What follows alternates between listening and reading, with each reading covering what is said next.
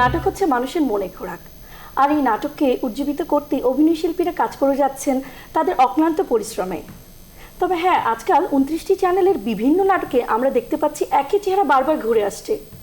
কেন এরকম হচ্ছে? আমাদের পুরনো শিল্পীরা কি নতুনদের সুযোগ দিতে চাচ্ছে না, নাকি কোনো শিল্পী সংকট? আচ্ছা, এ নিয়েই বোকাবাক্সে আড্ডাখানে আমি রুম্পা গল্প করব আপনাদের সাথে। আর আমাদের সাথে আছেন আমাদের বিশেষ অতিথিরা। প্রথমে আমি তাদের সাথে পরিচয় করিয়ে দিচ্ছি।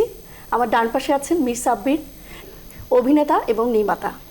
আমার বামে আছেন ইরেশ জাকের, প্রযোজক এবং অভিনেতা। সেই সাথে আরও আছে যে আজিজুল হাকিম, নির্দেশক এবং অভিনেতা। প্রথমে ধন্যবাদ জানাচ্ছি আমাদের এই অনুষ্ঠানে, এই আড্ডায় আপনারা এত কষ্ট করে এত ব্যস্ততার মাঝে এসেছেন। ধন্যবাদ আপনাকেও। আচ্ছা, আমরা যে শিল্পী সংকটের কথা বলি, আসলে কি এরকম কিছু আছে? আসলে শিল্পী সংকটের বিষয়টা আমি মনে করি না যে শিল্পী সংকট আছে। কারণ হচ্ছে যে 29টি চ্যানেল, যে কথাটি আপনি বললেন, যে 29টি চ্যানেলে এখন প্রাইম প্রোগ্রামই হচ্ছে নাটক। তো নাটকে যারা অভিনয় করছে বা অভিনয় যারা চালিয়ে নিচ্ছেন, এবং 29টি টেলিভিশন চ্যানেলে যেসব অভিনেতারা বা অভিনয় শিল্পীরা নাটকের মাধ্যমে অভিনয় করছেন, সেটা যদি আপনি বিবেচনায় আনেন, তাহলে কিন্তু বলার অপেক্ষাই রাখে না যে আজকে আমাদের দেশে শিল্পী সংকট আছে। তবে হ্যাঁ, আপনি শিল্পী সংকটের যদি অন্য ব্যাখ্যায় যদি যান, যে আসলে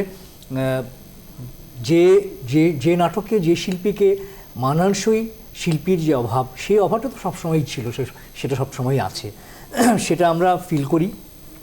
এবং আপনি জানেন যে ঘোড়ার দিকে টেলিভিশনের নাটকের যখন টেলিভিশনে একমাত্র টেলিভিশন ছিল বাংলাদেশ টেলিভিশন, তখনও কিন্তু টেলিভিশনে যারা অভিনয় করতেন তারা কিন্তু মঞ্চ থেকে আসতেন, এবং মঞ্চের যে অভিনয় শিল্পীরা কাজ করতেন তারাই কিন্তু টেলিভিশনে অপেশাদার, মানে শখের শিল্পী হিসেবে তারা কাজ করতেন। এবং সেইখানেও কিন্তু মাঝে মাঝে আমরা লক্ষ্য করেছি যে নাটকে যে চরিত্রটির জন্য যে চরিত্রের অভিনেতা বা অভিনেত্রীর প্রয়োজন, সেখানেও একটা সংকট তৈরি হতো। তো সেই সংকটটা কিন্তু সবসময় থাকবে। কিন্তু আপনি যদি গ্রস ইয়েতে যদি বলেন যে অভিনয় শিল্পীর যে বর্তমান সংকট, সেটা আমি মনে করছি না। না, আমি সবসময় সংকটের কথা বলছি না, ইদানিকালে আমরা যে সংকটটা দেখছি, আমি মীর সাব্বির আপনার কাছে জানতে চাই যে এটাকে আপনি কিভাবে দেখেন? না, মানে সংকট যেটা 29টি চ্যানেলের কথা বলেছেন, সেই চ্যানেলের ভিতরে কিন্তু সিংহভাগ চ্যানেল কিন্তু নাটকের না, নিউজ চ্যানেলও কিন্তু আছে। তো যেটা হাকিম ভাই বলে যে আমাদের প্রাইম টাইমগুলো কিন্তু নাটক আসলে ডমিনেট করে। কিন্তু সংকটটা যেটা হচ্ছে যে একটি কথা আপনি বলেছেন শুরুতে, যে নতুনদেরকে কেউ সুযোগ দিচ্ছে না, নাকি আমরা রেগুলার যারা কাজ করছি তারা জায়গাটা ধরে রেখেছি, তারা আসতে পারছে না, বিষয়টা কিন্তু এরকমের না। মানে এই পুরো জায়গাটাই একটা আপনার বুদ্ধিদীপ্ত কাজের জায়গা। এখানে কিন্তু প্রতিযোগিতা করে দৌড়ে কেউ ফার্স্ট হলো, কে সেকেন্ড হলো, বিষয়টা কিন্তু এরকমের না। এখানে আমি একজন বিনোদন কর্মী, আমাদের সংবিধানে কিন্তু আমাদেরকে বলা হয় বিনোদন কর্মী। বিনোদন কর্মী হিসাবে আমি যখন কাজটা করি, সেই কাজটা দর্শকের কাছে পৌঁছানো হচ্ছে আমার কাজ, আমি তাকে কমিউনিকেট করতে পারছি কিনা। কারণ কমিউনিকেশনটা যে যত দ্রুত দর্শকের সঙ্গে পৌঁছাবে, তার সঙ্গে দর্শকের এক ধরনের আত্মিক সম্পর্ক তৈরি হবে। তো এখন ছাড়া এবং জায়গা ধরে রাখা, ওটা কিন্তু যার যার ব্যক্তিগত একটি ইমেজ কাজ করে। হ্যাঁ, বাট এই প্রসঙ্গে আমি এটাও বলতে চাই যে আজকাল সবাই বেশ একটা অভিযোগ করছে যে একই চেহারাগুলোকে আমরা বারবার দেখছি, এটা কেন হচ্ছে? একই চেহারার বিষয় না, এখন চেহারা তো একই চেহারা তো আপনি ইন্ডিয়াতে যদি তাকান, দেখবেন গত 20 বছর ধরে শাহরুখ খান, সালমান খান, তারপর হচ্ছে এদেরকে, এই ক্ষেত্রে বোধহয় আমি বলবো যে সেখানে আসলে প্রচুর অভিনেতা এবং আমরা প্রতিদিনই নতুন নতুন কিছু মুখ দেখছি। আপনি মনে হয় আপনি এখানে একটা আমি একটু বলছি, এখানে মনে একটু আপনাদের একটু ভাবার ভুল আছে। কারণ ওখানে আপনি একটা ইন্ডিয়ান টেলিভিশন চ্যানেলে একজন অভিনেতা যদি একটা সিরিয়ালে কাজ করে, তখন তার প্রায় কন্ট্রাক্টবদ্ধ থাকে, সে আর অন্য কোনো সিরিয়ালে অন্য কোনো কোথাও কাজ করতে পারবে না। তো আমি কখন একটা অভিনেতাকে সেই জুৎসই পারিশ্রমিক দেব, যখন আমি আমার নিজের প্রোগ্রাম, নিজের অনুষ্ঠানের ব্যাপারে আমার কোনো ধরনের আত্মবিশ্বাস আছে। আমাদের এখানে এটা কেন হচ্ছে? আমাদের শিল্পের সংকট বলতে পারি, শিল্পীর সংকট, আমরা শিল্পের সংকট বলতে পারি। আমাদের টেলিভিশন চ্যানেলরা যে নিজেদের অনুষ্ঠানের প্রতি তাদের কোনো ধরনের ন্যূনতম আত্মবিশ্বাস থাকতো, তাহলে তারা কি বলতো, তাহলে ঠিক আছে, আমি আজকে মোশাররফ করিমকে আমি আজকে লক করলাম, এবং মোশাররফ করিমের যে পপুলারিটি, তাহলে তো আমার মোশাররফ করিমকে একটা চরিত্রের জন্য মাসে আমাকে মিনিমাম পার এপিসোড থেকে 10 লাখ টাকা দিতে হবে। তাহলে কি শব্দে আপনি টেলিভিশন চ্যানেলের উপর চাপিয়ে দিচ্ছেন? সব দোষ ডেফিনেটলি আমি আমাদের আর্টিস্টের চেয়ে বেশি টেলিভিশন চ্যানেলের উপর দোষ চাপাবো। এবং অ্যাজ এ প্রডিউসার আমি বলবো যে অ্যাজ এ প্রডিউসার আমার দোষ as a producer is more. আর্টিস্টরা কিন্তু আমাদের মানে এই পুরো টেলিভিশন জগতে আর্টিস্টরা But প্রবলেম সমাজের প্রতি সবচেয়ে কিন্তু বেশি একজন ভিক্টিমাইজ। শিল্পীর কিছু দায়িত্ববোধ আছে, তাই না? না, এখন সেই দায়িত্ববোধের কথা বলি, আপনি শিল্পীকে নিয়ে ব্যবসা করবে, শিল্পী যখন নিজের অর্থনৈতিক অস্তিত্বটাকে বজায় রাখার চেষ্টা করবে, তখন শিল্পীকে বলবেন না তোমাদের দায়িত্ববোধ আছে, তাহলে বাকিদের দায়িত্ববোধ কোথায়? সেক্ষেত্রে কেউ শিল্পীর দায়িত্ববোধটা আছে না অভিনয়ের ক্ষেত্রে বলেন? না, এখানে একটা বিষয় পেট চালাতে হবে তো শিল্পী। মানে আসলে সব কিছু কিন্তু পরিপূরক। মানে একটি নাটক যখন তৈরি হয় তখন কিন্তু তার সঙ্গে একজন ডিরেক্টর, একজন প্রযোজক মানে সম্পৃক্ত থাকেন, এবং এই নাটকটি কোনো চ্যানেলে যাবে, সেই চ্যানেল সম্পৃক্ত থাকে। এখন প্রশ্ন হচ্ছে যে আসলে পৃষ্ঠপোষকতা আমি মানে কোন পর্যায় থেকে করব। একজন চ্যানেল আজকে টেলিভিশনে নাটক যে নাটকগুলো আমরা টেলিভিশনে দিচ্ছি, সেই নাটকগুলোর নির্মাণ ব্যয় যদি আপনি শোনেন তাহলে অবাক হওয়ার মতো, যে এই মানে বাজেটে একটি নাটক তৈরি হচ্ছে এবং সেজন্য আমি বলতে চাচ্ছি পর্বের পর পর্ব তৈরি হচ্ছে, সেখানে অভিনয় শিল্পীরা অভিনয় করছেন, এবং আজকে অভিনয় শিল্পীরা বলছেন যে আমরা অভিনয় করে নিজেদের মানে পেশা হিসেবে আমরা অভিনয়কে নেওয়ার চেষ্টা করছি। ব্যাপারটা এরকম যে বাজেটটা অনেক কম, কিন্তু আমরা অভিনেত্রী ক্ষেত্রে তার অভিনয় যে জায়গাটা, সেই জায়গাটাতে আমরা ছাড় দিয়ে দিব শুধু কি? আপনি প্রোগ্রামটা শুরু করলেন মনের খোরাক হিসেবে, অভিনয় অবশ্যই আমাদের মনের খোরাক, ইট ইজ আমাদের প্যাশন। কিন্তু আমি এর সঙ্গে একটা জিনিস যোগ করতে চাই, শুধুমাত্র মনের খোরাক না, কিন্তু অভিনয় কিন্তু মেধারও খোরাক অবশ্যই। আমি সেটাই বলছি। সুতরাং যে মানে বিনোদন কর্মী হিসেবে যে আমরা কাজ করছি, শুধুমাত্র যে মনের খোরাক হিসেবে কাজ করছি তা কিন্তু না।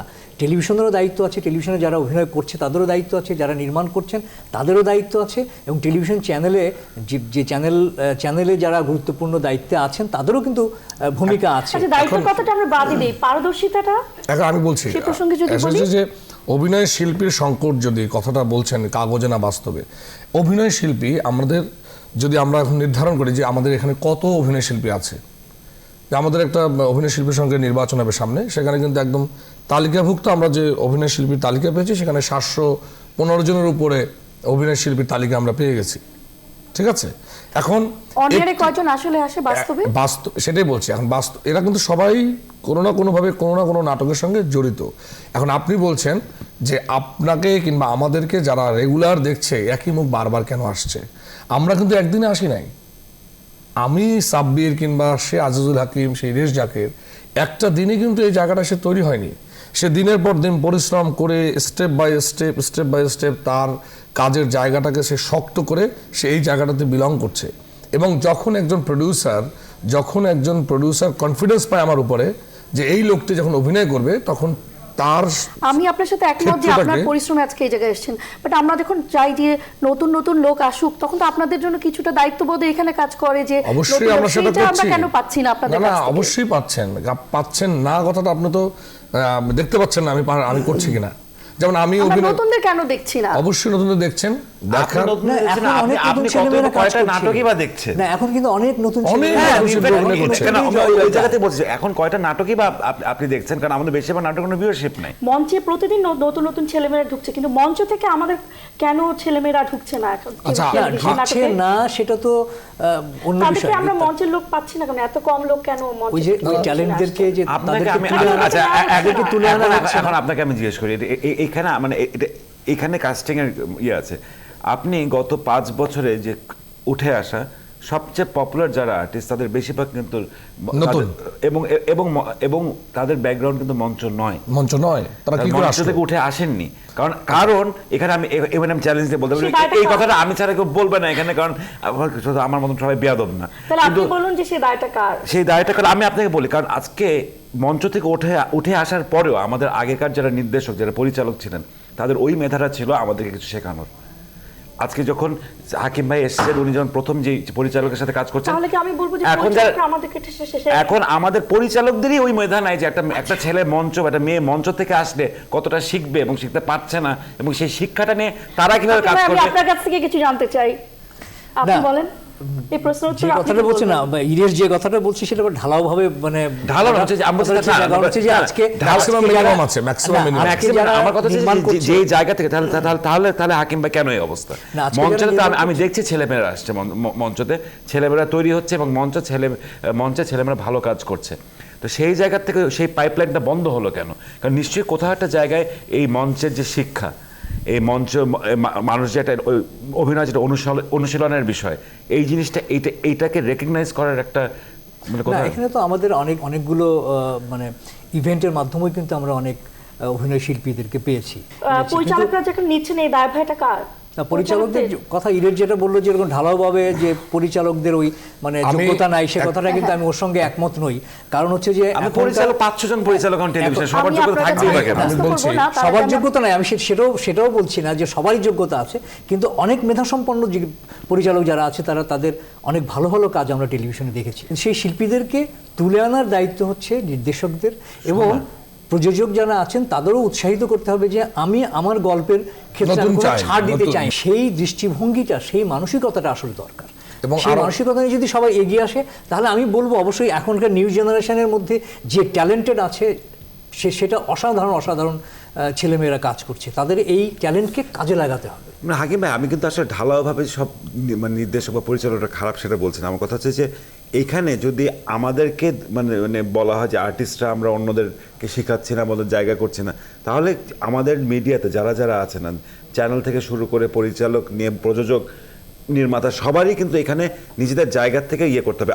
আমার যেটা মনে হয়, আমার যে শিল্পের জায়গা থেকে আমার সবচেয়ে বড় ক্রাইসিস যেটা মনে হয় যে যেখানে আমাদের যতটা শিল্প একটা মানে মানসম্পন্ন শিল্প তৈরি করার যতটা ক্ষমতা তার চেয়ে অনেক বেশি আমরা তৈরি করছি, কারণ এটা একটা কোয়ান্টিটি বেসড একটা ইন্ডাস্ট্রি হয়ে গেছে। আমাদের যা আছে তার চেয়ে বেশি আমরা ডেলিভারি দিচ্ছি রেগুলার। আপনি মির্জাফি, আপনাকে আমি জানতে চাচ্ছি কোয়ান্টিটি না কোয়ালিটি এই মুহূর্তে কোনটা? সেটাই বলছি, প্রতিদিন আমাদের আপনি যদি 12টি চ্যানেল হিসাব করেন আমাদের রেগুলার, প্রতিদিন 5টা যদি নাটক যায় গড়ে, তাহলে 5-12 60টা নাটক কিন্তু রেগুলার প্রচারিত হচ্ছে। আচ্ছা, আরেকটা জিনিস আমরা লক্ষ্য করছি যে আমি নিজেও কিন্তু মডেলিং থেকে তারপর নাটকে এসেছি, তো মডেলিং থেকে কিন্তু একটা ট্রেন্ড হচ্ছে যে মডেলরা মডেলিং থেকে এসে নাটকে ঢুকছে। সেটা বলছি যে 60টি নাটক যে রেগুলার আমি ধরে নিলাম, সৌন্দর্যকে প্রায়োরিটি দেওয়া হচ্ছে না। হ্যাঁ, আমি বলছি সৌন্দর্যকেও প্রায়োরিটি দিতে হবে, কারণ এটা টিভি মিডিয়াম কিন্তু শুধুমাত্র যে অসুন্দর জিনিস দেখাচ্ছে তাও না, দক্ষতাটা তো সেই সাথে লাগবে, তাই না? দক্ষতাটা আমাদের দেশে বললাম যে যেটা আমরা যে মজুদ মাল যেটা আছে তার চেয়ে আমরা ডেলিভারি দিচ্ছি বেশি আমাদের আছে। যেটা আমি একটা কথা বলি, সেটা হলো যে ইরেশ কিছুক্ষণ আগে একটা কথা বললো যে পাশের দেশে কোনো একজন অভিনয় শিল্পীকে যদি কোনো একটা সিরিয়ালের জন্য চুক্তিবদ্ধ করা হয়, তাহলে কিন্তু সে ওই সিরিয়াল শেষ না হওয়া পর্যন্ত আর কোনো সিরিয়াল অভিনয় করেন না। তাহলে তার মনোসংযোগটা কিন্তু ওই একটি সিরিয়ালে, ওই একটি চরিত্রের ব্যাপারে সে কিন্তু কন্টিনিউয়াসলি তার ডেডিকেশনটা ওই চরিত্রে দিতে পারছে, এবং সে কিন্তু ওখান থেকেই নার্সিং হয়ে সে নিজেকে কিন্তু সমৃদ্ধ করার সুযোগটা পাচ্ছে। আমাদের দেশে কিন্তু সেটা হচ্ছে না। আমরা বলছি যে আমরা এটাকে পেশা হিসেবে নেওয়ার চেষ্টা করছি, কিন্তু আমরা আর্থিকভাবে সেই সব মানে যোগানটা আসলে দিতে পারছি না। আজকে একজন সাব্বির যদি একটি নাটকে অভিনয় করতে চায় যে আমি বছরে একটি নাটক করব, কিন্তু তার পেশাই হচ্ছে অভিনয়, কিন্তু একটি নাটকের যে পেমেন্ট সে পাবে সেই নাটক দিয়ে কি তার 1 বছর চলা সম্ভব নয়, যে কারণে তাকে অনেক নাটক করতে হচ্ছে। আজকে মনে করেন যে অসংখ্য অভিনয় শিল্পী নতুন আছে, যেটা আপনি চেনেন না, যেটা ইরেশ বললেন, আপনি হয়তো চিনবেন না, আপনি হয়তো সব নাটক দেখতে পাচ্ছেন না। অসংখ্য নবীন শিল্পী আছে যারা বিভিন্ন নাটকে অভিনয় করছে, এবং তারা প্রফেশনালি কাজ করা শুরু করেছে, এবং তারা বিভিন্ন চাকরি বাকরি করা এখন বাদ দিয়ে দিয়েছে যে আমরা অভিনয়টাকে পেশা হিসেবে নিব। এই যে কনফিডেন্সের জায়গা তৈরি হচ্ছে, সেটা কিন্তু একদিনে হয় নাই। এই সিনিয়ররা স্যাক্রিফাইস করেছে, সিনিয়ররা শিখিয়েছে কি করে প্রফেশনাল হতে হয়, সেটা করে কিন্তু আজকে এই জায়গায় তৈরি হচ্ছে। তো একটি জিনিস যখন তৈরি হয়, সেই তৈরি হওয়ার সময় কিন্তু অসংখ্য ধরনের ভুলভ্রান্তি হয়। ভুলভ্রান্তির পরে যখন যে জায়গাটা তৈরি হয়, সেই জায়গাটা তখন মজবুত হয়। আমরা কিন্তু সেই মজবুত হওয়ার দিকে এগোচ্ছি।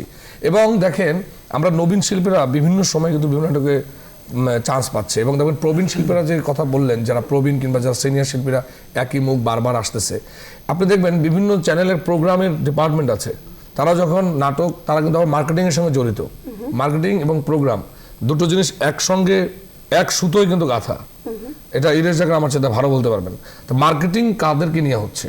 মার্কেটিং হচ্ছে বাজারে যে জিনিসটি সবচেয়ে বেশি চলবে, যে জিনিসে চলবে তাকেই তো আপনি সেল করবেন, তাই না? এখন আমার অভিনয়ে যদি বাজারে বেশি চলে, তখন তারা মার্কেটিংয়ের লোকেরা অবশ্যই তাকে আমাকে পিক করবে, কারণ তার ওটা বিজনেস জড়িত। শিল্পের সঙ্গে ব্যবসাও কিন্তু ওতপ্রোতভাবে জড়িত। তো আপনি এখন যদি অ্যাভয়েড করেন যে একই মুখ বারবার দেখা যাচ্ছে, একই মুখ দেখতে দেখতে আপনি বিরক্ত হচ্ছেন কিনা, সেটা হলো বড় ব্যাপার। আপনাকে উত্তর দিতে হবে। আপনার সাথে আবার এই প্রসঙ্গে কথা বলবো, আমাদের ছোট্ট একটা বিরতি নিতে হচ্ছে। আমি আবার ফিরে আসছি আপনার কাছে। প্রিয় দর্শক, বোকা বাক্সের আড্ডাখানায় ছোট্ট একটা বিরতি নিচ্ছি।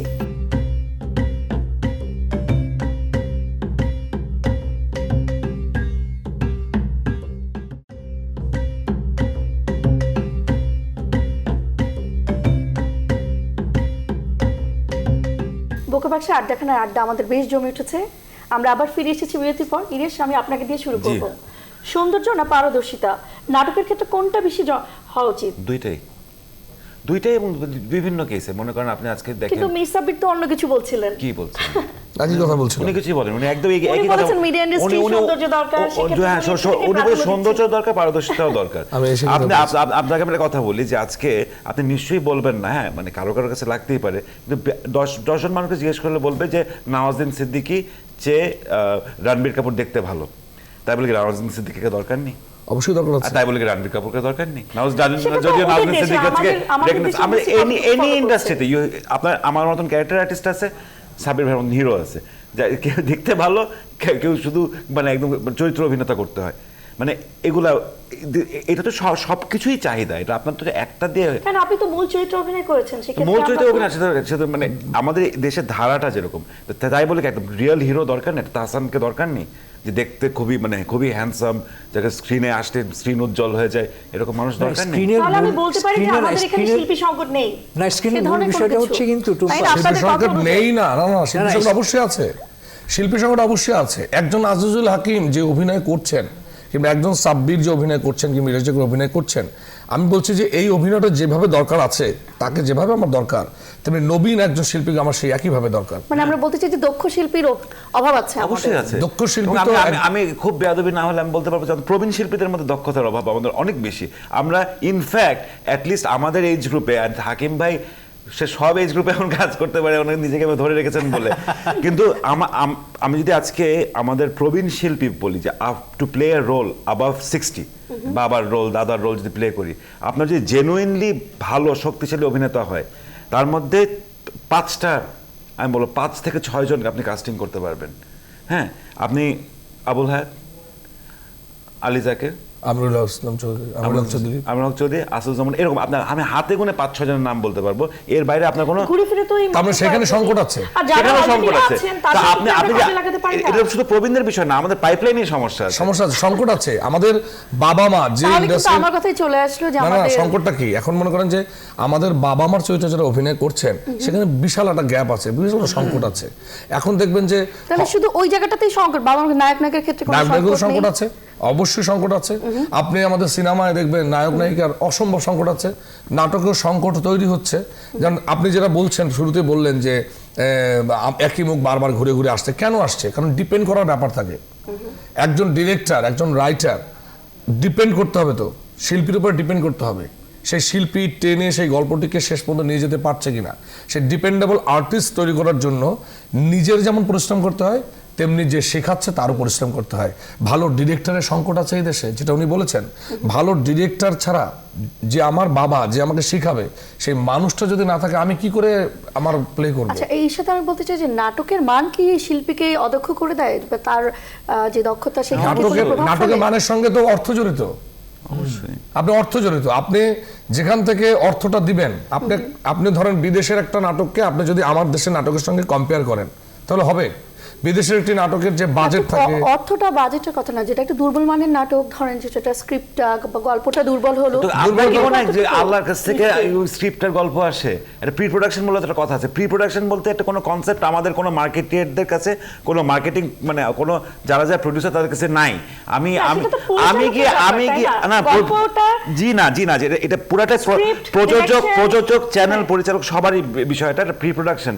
আপনার স্ক্রিপ্টিং থেকে শুরু করে আপনার যে কাস্টিং এবং আপনার রেকি করা, পুরা আপনার কে করবে, কোথায় করবে, কেন করবে, লোকেশন, এই যে পুরোটাই ডাউন হয়ে যাবে সেরকম। এটাই পুরো জিনিসটা টোটাল বিষয় কিন্তু একজন অভিনয় শিল্পীর ভূমিকা খুবই কম। অভিনয় শিল্পী কিন্তু একদম শেষে এসে যুক্ত হন। তার আগে ইডের যেটা বললো, একটা প্রোডাকশন তৈরি করতে যে প্রি প্রোডাকশনের দরকার হয়, স্ক্রিপ্ট লেখা থেকে শুরু করে ডিরেক্টরের সঙ্গে স্ক্রিপ্ট রাইটারের মত বিনিময় এবং প্রোডাকশনটা কীভাবে হবে, এর অর্থ যোগান, সব কিছু যে চিন্তাভাবনা, সেই চিন্তাভাবনার মিলিত ফসলের পরেই কিন্তু তৈরি হয় যে এই ক্যারেক্টারগুলোর জন্য কোন কোন শিল্পীকে দরকার। এবং সেই ক্ষেত্রে যে একজন প্রযোজক যদি সাহসী হন, তিনি যদি বলেন যে আমি একে আমার দিয়ে loss করবো। হোক, হ্যাঁ আমি একে নিয়ে কাজ করব, আমার এই চরিত্র সেক্ষেত্রে চ্যানেলকে সাহস দিতে হবে। হ্যাঁ, সেক্ষেত্রে চ্যানেলকেও এগিয়ে আসতে হবে যে হ্যাঁ একজন নতুন ছেলেকে বা এক নতুন মেয়েকে নিয়ে আমি কাজ করছি, ওকে আপনাকে welcome তার মানে কি করতে হবে। জানেন, নতুন সুতরাং- আমাদের দেশে নতুন শিল্পী তৈরি করার জন্য সবচেয়ে বড় যেটা দরকার সেটা হচ্ছে চ্যানেল সাহস। তো কখনো আসলে বাধা দেয় না, তাই না? এটা তো খুবই কে বলেছে বাধা দেয় না? সেক্ষেত্রে আপনার কে বলছেন বলেছে চ্যানেলের হাত আছে? আমি আজ বলি আমি এবং এটা যে আমাকে এখানে আমি যাই না, কেউ আমার সাথে দ্বিমত পোষণ করতে পারেন, কিন্তু আমার প্র্যাকটিক্যাল এক্সপিরিয়েন্স বলে যে বেশিরভাগ চ্যানেল আজকে একটা ঈদে একটা নাটক বলে দেয় আর্টিস্ট, বলে দেয়, না হলে নাটক হয়তো একবার সিডি বা টেপ জমা দেওয়ার পরে ওটা দেখেও না। আপনার আর্টিস্ট যদি ঠিক থাকে, যে মোশাররফ করিম, তিশা, মীর সাব্বির, তা আপনারা এই দায়গুলো মেনে নিচ্ছেন কেন? আপনারাই তো তাদের ফাঁদে পড়ে যাচ্ছেন, তাই না? না এখন আপনারা দায় তো কেন শুধু আমার এটা একলার করছেন না, ব্যাপারটা বোঝেন, দায় কিন্তু আমার একলার না, দায় কিন্তু যেটা বললেন প্রত্যেকটা জায়গায় প্রত্যেকে, তার মানে পুরো জায়গাটা কিন্তু শিল্পের, পুরো জায়গাটা কিন্তু শিল্পীর না। আবারও বলছি, যে কথাটা বলেছেন পুরো জায়গাটা শিল্প। শিল্পটা কি? চ্যানেলের মালিক যে কাজ করছেন তাকে, প্রযোজক যে স্ক্রিপ্ট রাইটিং করছে, যারা প্ল্যানিং করছে, কিভাবে আমরা দর্শকের কাছে পৌঁছাবো, পুরো প্রক্রিয়াটার মধ্যে একটা শিল্প, মার্কেটিং যারা করছে, হ্যাঁ মার্কেটিং, শিল্প মানটা জড়িত। সহজাত course প্রকৃতি artist, যে মানে একটা আমরা কিছু আপনি যত মেনে নেবেন তত বেশি আপনাকে চাপিয়ে দেওয়া হবে। কেন আপনারা মেনে নিচ্ছেন? এই জন্য আমাদের আমরা এই যে মেনে নিচ্ছি না তো, একটা মেনে নিচ্ছি না তো, আমরা কেউ মেনে নিচ্ছি না। আর্থিক কারণটা কি এর পেছনে কাজ করছে? সবকিছু আর্থিক তো মূল কারণ, যেহেতু এটা শিল্প এবং বাণিজ্য, সেটার সঙ্গে আবার শিল্প সংস্কৃতি, আমরা ব্যাপারটা বোঝাই। শিল্প বাণিজ্য, শিল্প সংস্কৃতি ওতপ্রোতভাবে জড়িত হয়ে গেছে টোটাল ওয়ার্ল্ড, মানে সারা পৃথিবী জুড়ে, শুধু আমাদের দেশ না, সারা পৃথিবী জুড়ে সেটা হয়েছে। এখন আমাকে পেট্রোনাইজ করতে হবে যে আমরা যে কাজটা করছি, যে শিল্পের জায়গাটা নিয়ে চর্চা করছি, সেটা কতটা মানসম্মত। এই মানের প্রশ্নটা যখনই আমরা বিবেচনা করব, তখন কিন্তু নানাবিধ প্রশ্ন এবং উত্তরের খোঁজ হবে। এটার সাথে যেহেতু অর্থনীতি এবং ব্যবসা জড়িত, আমি সরি আপনাদের কাছে তাহলে আমি জানতে চাই যে আমাদের নাটকের আমি মাত্রা কোথায় বলতে দাঁড়িয়ে? চাচ্ছিলাম, এটা হচ্ছে যে আমাদের এখানে ব্যবসা যেহেতু জড়িত সেখানে, এবং যেটা হচ্ছে যে আমরা কিন্তু অর্গ্যানিকলি একটা লেভেলে আমরা কিন্তু একটা ব্যবসায়িক জগৎ হিসেবে কিন্তু আমাদের জন্ম হয়নি, আমাদের কিন্তু আছে সাংস্কৃতিক জগৎ হিসেবে জন্ম হয়েছিল। যেটা হাকিম ভাই বললেন, বিটিভিতে যখন নাটক শুরু হয় তখন কিন্তু কেউ ভাবি পেশাগতভাবে কিন্তু নাটক করতে আসেননি, তখন কি কোয়ালিটি হয়নি? অবশ্যই হয়েছে। যখন আজকে আবুল হায়াত, আজকে আলী জাকের, আজকে ফেরদৌসী মজুমদার, ওনারা যে যখন কথাটা বলছেন আমি একটা কথা বলতে চাই যে অনেক সময় দেখা যায় একটা খুব দুর্বল স্ক্রিপ্ট কিন্তু অভিনয়ের কারণে হয়তো সেটা খুব আমি ভালো কথা হলো। শেষ করি, তারপর হ্যাঁ। আপনার প্রশ্নের উত্তর দিচ্ছি। সেটা হচ্ছে সেই জায়গা থেকে আমরা এখন আস্তে আস্তে ইন্ডাস্ট্রিটা অ্যাকচুয়ালি একটা ইন্ডাস্ট্রির জায়গায় আসছি। তো এখানে যেটা হচ্ছে অনেকে, আমি যেটা বলছি প্রথমে আমিও আক্রমণাত্মক, কারণ আপনার প্রশ্ন আক্রমণাত্মক ছিল। এখানে শিল্পীরা, প্রযোজকরা, চ্যানেলরা, নির্দেশক, পরিচালকরা সবাই নিজেদের পেশাগত জায়গাটা আস্তে আস্তে বুঝে নিচ্ছে। এখন আমাদের যে অধিকার বা আমাদের যে চাহিদাগুলা নিজেদের জায়গায় শক্ত হয়, এটা আস্তে আস্তে আমরা বোঝা শুরু করছি। অভিনয় খুব ভালো কিন্তু স্ক্রিপ্টটা হয়তো খুব দুর্বল, বা স্ক্রিপ্টটা খুব ভালো ছিল, অভিনয়টা দুর্বলতার কারণে সেটা ঠিকমতো হলো না। তো সেই ক্ষেত্রে আপনার কি মনে হয় এই দায়টা কার? স্বাভাবিক, সবার দায়। এই হলিউড, আমার কথা হচ্ছে যে দুর্বল একটা স্ক্রিপ্ট, সেটা প্রচার কেন হবে? আপনি তো অ্যাকসেপ্ট করছেন, কারণ আপনি প্রথমে বলছেন যে স্ক্রিপ্টটা দুর্বল, কিন্তু অভিনয় খুব চমৎকার হয়েছে বলে নাটকটা দেখা যাচ্ছে। তো সুতরাং আপনি যেহেতু দায় স্বীকার করে নিয়েই তো জিনিসটা হচ্ছে। সেখানে তো কারো কিছু বলার নেই, কারণ অভিনয় সমৃদ্ধ যদি হয়, একটি দুর্বল স্ক্রিপ্ট, সেখানে বক্তব্য নাই, কিছুই নাই, কিন্তু অভিনয় মানে অসাধারণ অভিনয় করেছে যারা অভিনয় করেছে, তো সেটা আপনি অ্যাকসেপ্ট করেছেন। তো ঠিক, সুতরাং এখানে দায়টা আসলে কারোরই না, দায় হচ্ছে সবাইকেই দায়িত্ব নিতে হবে, কারণ যার যার ক্ষেত্রে আমরা যারা কাজ করছি প্রত্যেকের জায়গা থেকে দায়িত্ব নিতে হবে। আজকে যারা টেলিভিশন চ্যানেলের সঙ্গে যারা আছেন তাদেরকেও দায়িত্ব নিতে হবে যে আমি আমার চ্যানেলে কোন প্রোডাকশনগুলো দেখাবো, বা কী ধরনের নাটক দেখাবো, কোন বক্তব্য সম্পন্ন নাটক দেখাবো, বা কী আমি দেখাতে চাই, সেই জায়গাটায় তাকে সুস্পষ্ট হতে হবে। 2 নম্বর হচ্ছে যে যারা নাটক প্রডিউস করছেন বা যারা নাটকটি মার্কেটিং করছেন তাদেরকেও বিশ্বাস রাখতে হবে যে আমি যাকে দিয়ে নাটকটি করাচ্ছি বা যার স্ক্রিপ্টে আমি নাটকটি নিচ্ছি, সেই স্ক্রিপ্টটি ভালো অভিনয় সমৃদ্ধ হতে হবে। ভালো অভিনয় সমৃদ্ধ হতে হলে পরে ভালো অভিনয় শিল্পীদেরকে নিতে হবে। সেটা একই শিল্পীকে আমাকে বারবার নিতে হবে এমন কোনো কথা নেই। আপনি খুঁজে দেখেন না, বাংলাদেশের প্রত্যন্ত যে অঞ্চলে অনেক অভিনয় প্রতিভাবান শিল্পীরা তো লুকিয়ে আছে, তাদেরকে তুলে আনতে হবে, তাদেরকে নার্সিং করতে হবে। আপনি তাদেরকে দেন না সেই জায়গায় অভিনয় আপনি করার এখনো সুযোগ। যদি শিল্পকলায় যান, আজকে সেখানে অসংখ্য অভিনয় শিল্পী ঘোরাফেরা করছে যারা রেগুলার কাজ করার সুযোগ পাচ্ছে না। ওই জায়গা থেকে, কারণ আপনি যে জায়গা থেকে প্রসারিত হওয়ার জায়গা বলছেন, ওখানে তখন যেটা হবে দেখা যাবে যে আমাদেরও নিজেদের অভিনয়ের মান বাড়ছে, এই কম্পিটিশনটা যদি তখন আমার নিজের জায়গা আজিজ ভাই, আমি আপনার কাছে জানতে চাই, আমাদের বাংলাদেশে বাংলা নাটকের মান এখন কোথায় পৌঁছেছে আপনি কি মনে করেন? টেলিভিশন নাটক তো আমি বলবো অবশ্যই, বা মানে আমরা মানসম্পন্ন নাটক করছি, কারণ প্রত্যেকটা ঈদে দেখবেন যে দর্শকরা উন্মুখ হয়ে বসে থাকে বাংলাদেশের টেলিভিশনের নাটক দেখার জন্য। পাশের দেশ কলকাতায় আমাদের টেলিভিশন নাটকের প্রচণ্ড দর্শক এখনও পর্যন্ত।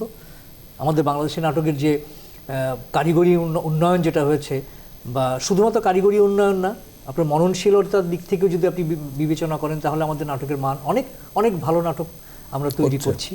হ্যাঁ, এখন প্রশ্নটা হচ্ছে যে আমি এই ভালো নাটকগুলো দর্শকদেরকে দেখানোর সুযোগ পাচ্ছি কিনা, এইখানে কিন্তু একটা প্রশ্ন আছে যে আমি কোন সময়ে কোন চ্যানেলে কোন নাটকটি যাচ্ছে, কার নাটকটি যাচ্ছে, সেটি কিন্তু দর্শকদের জানার কোনো অবকাশ নেই, শুধুমাত্র ঈদের সময় ছাড়া।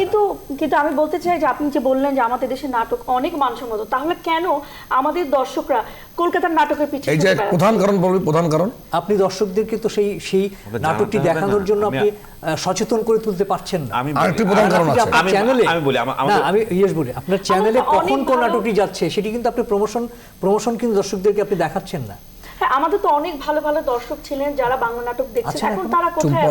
এখন আছে তারা ভালো নাটকের পিছে সবাই এত ঘুরছে। ওই যে আমাদের বলছে হাকিম ভাই, আমি বলি এটা প্রথম কারণ হচ্ছে আমি যখন অভিনয় করি, আমাকে যখন মানুষ দেখে তখন বলে ভাই আপনার নাটকটা তো দেখতেই পারি না, এত বিজ্ঞাপন দেন আপনি, আপনার নাটক তো দেখতেই পারি না, একটা বিজ্ঞাপন দেখবো না নাটক দেখবো। সবাই কি বিজ্ঞাপনে? তাহলে অবশ্যই এই মুহূর্তে যদি আপনি বাংলাদেশের নাটকের আপনি জিনিস বিশ্লেষণ করেন, প্রধান কারণ, অন্যতম কারণ হচ্ছে বিজ্ঞাপনের বিড়ম্বনা ঈদের সময়। এই কারণে অনেক নাটক কেন মেনে নিচ্ছেন, প্রোডিউসার কেন মেনে নিচ্ছেন? ওই যে বললাম, এখানে কি সৃজনশীলতার কোনো দাম নেই? আমি বললাম তো, শিল্প সংস্কৃতি প্লাস শিল্প ও বাণিজ্য, চারটা জিনিস আপনাকে কিন্তু মানতে হবে। এখন যে চ্যানেলটি, ওই চ্যানেলটি তাকে নির্ধারণ করতে হবে যে বিজ্ঞাপনটা আমি আসলে কতটুকু পর্যন্ত দেখাবো, সহনীয় পর্যায়ে। বিজ্ঞাপন ছাড়া তো পৃথিবীর কোনো দেশ চলে না, কোনো নাটক চলে না, তাহলে আমাদের দেশেও চলে। তাহলে আমরা ওই সময়টাকে বিশ্লেষণ করে যদি কমাতে পারি তাহলে কিন্তু দেখবে, সে তো দেখতে পাচ্ছে না। একটা 18 মিনিটের নাটকের মধ্যে ধরেন 15 মিনিট যদি বিজ্ঞাপন যায়, সে কী করে দেখবে?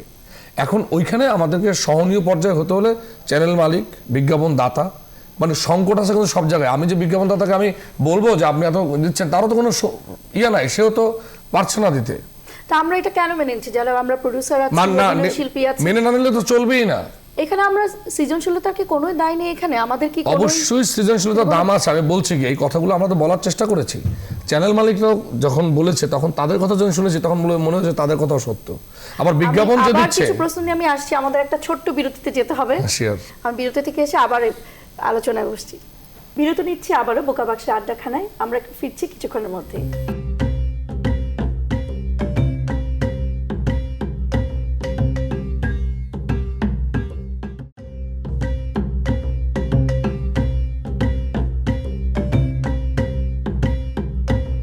বোকা বাক্সের আড্ডাখানে আমরা আবার ফিরে এসেছি।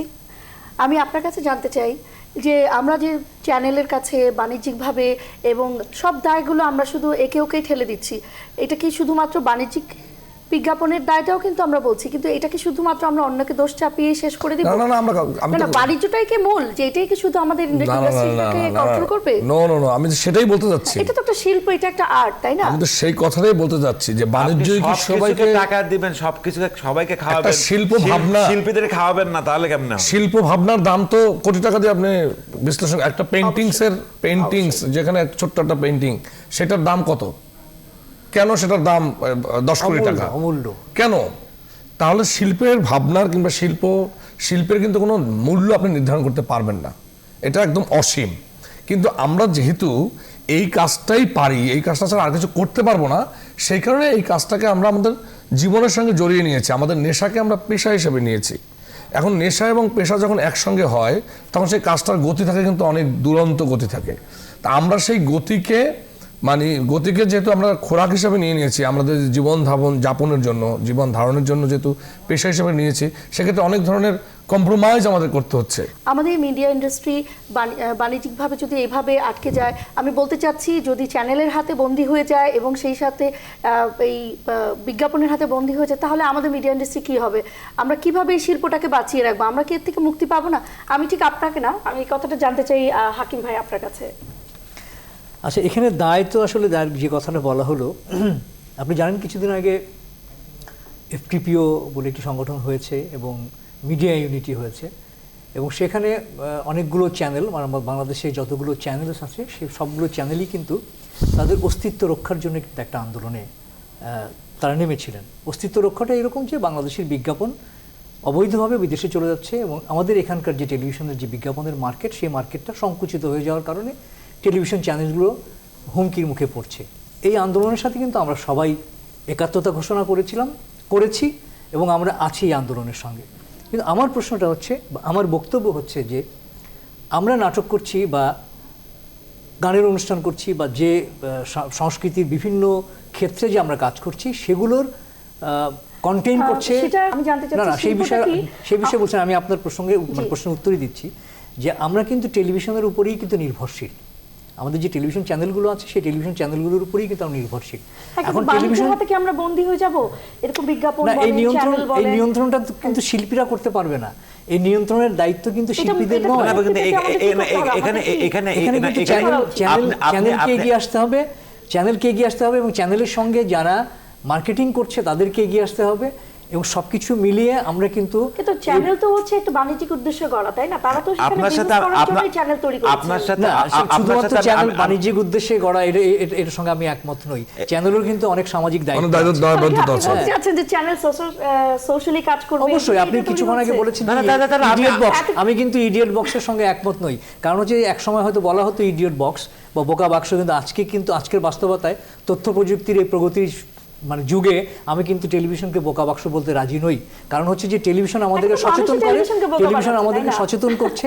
আমাদের প্রিন্ট মিডিয়ার চেয়ে টেলিভিশনে ইলেকট্রনিক্স মিডিয়া অনেক বেশি ভূমিকা পালন করছে, অনেক বেশি আপডেট দিচ্ছে মানুষকে। আগে যখন টেলিভিশন ছিল বিনোদনের বিলাসবহুল সামগ্রী, আজকে কিন্তু নিত্য প্রয়োজনীয় সামগ্রী টেলিভিশন। আমি কিন্তু প্রতিদিন প্রতি মুহূর্তে টেলিভিশন দেখছি, ইভেন আমি আমার মোবাইল সেটেও কিন্তু টেলিভিশন দেখছি, আপডেট হচ্ছি।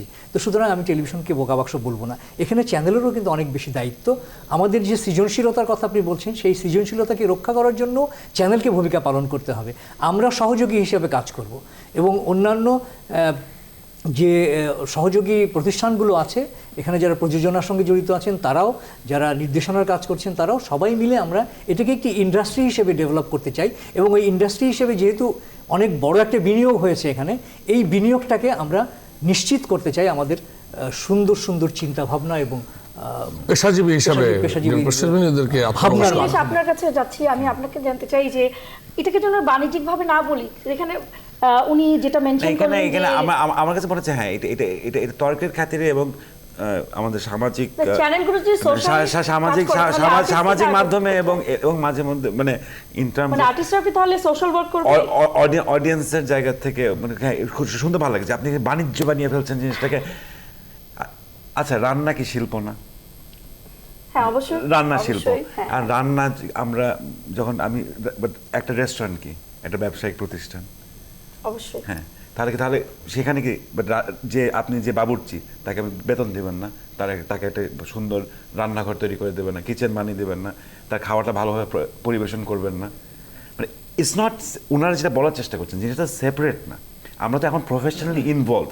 সে একটা যদি বাণিজ্যিক সংস্থা হয় চ্যানেল, তার আন্ডারে যারা কাজ করছেন তারা তো শুধু শিল্পের কথা চিন্তা করলে হবে না, সবার কথা চিন্তা করতে হবে। আমরা এখন পেশাগতভাবে একজন আরেকজনের সাথে এমনভাবে অতপ্রতভাবে জড়িত যে আমরা সবার কথা ভাবতে হবে এবং ওইটা সে সামগ্রিকভাবে, এবং শুধু বাণিজ্যিকভাবে চিন্তা করলে অবশ্যই চলবে না। কারণ শুধু বাণিজ্যিকভাবে চিন্তা করলে তাহলে এখন 29টা কি 50টা চ্যানেল হবে, 300টা, এখন ঈদে 700টা নাটক হয়, 1400টা নাটক হবে, কোনো নাটকের কোনো কোয়ালিটি থাকবে না। সেই জায়গাটা তো আমরা করতে পারবো না। সেই জায়গা থেকে আমাদের সবারই বলছে সবার একসাথে কাজ করে জিনিসটাকে ইমপ্রুভ করতে হবে। তাহলে তো শিল্পী সংকটের যে কথাটা আমরা বলছি তা কি কাগজে না বাস্তবে, আমরা কি মেনে নিব? কাগজেও আছে, বাস্তবেও আছে। করবো এটা কাগজেও আছে, বাস্তবেও আছে। আমার কাছে যে কাগজ আছে এখানে 715 জন শিল্পীর আমরা তালিকা আমি বলতে পারছি আপনাকে, এখানে আছে। তার মানে আমরা কাগজে বলতে পারছি যে কাগজে আমাদের শিল্পী আছে। এখন 700 শিল্পী কি আসলে যথাযথভাবে বাস্তবিকভাবে তারা কি প্রয়োগ হচ্ছে কিনা সেটা কিন্তু অনেক বড় একটা বিষয়।